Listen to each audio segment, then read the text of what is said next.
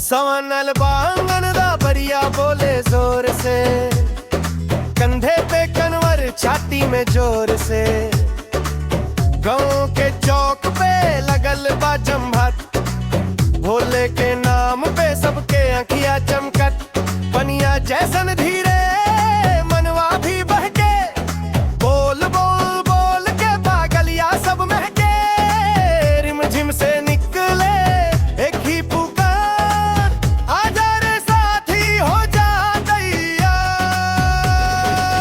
सावन के कनवार, सावन के कनवार, दिल भइल बा झूम झूम सावन के कनवार। भोले के नगरिया जाए बार बार, सावन के कनवार, सावन के कनवार।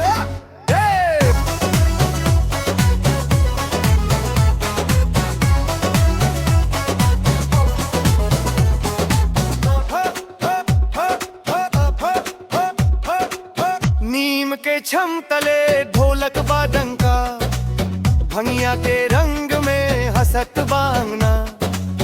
गंगा जल कंधे पे नैन में आस, हर एक कदम पे लगता कुछ खास। बोल बम के नारा गली गली जाके, मनवा के बोझ सब बगल ले भागे। एक पल रुक के सुन ले पुकार, आजा रे साथी हो जा तैयार। सावन के कनवार, सावन के कनवार, दिल भइल बा झूम झूम सावन के कनवार।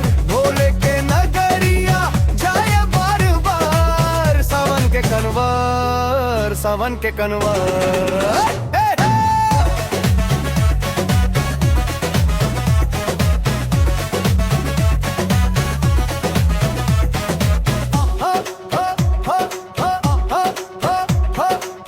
रात भर बड़ारिया सुबह तक गीत, कदम कदम पे मिल जाए पी।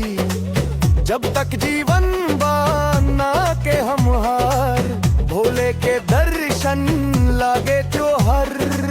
सावन के कनवार, सावन के कनवार, दिल भइल बा झूम झूम सावन के कनवार। भोले के नगरिया जाए बार बार, सावन के कनवार, सावन के कनवार।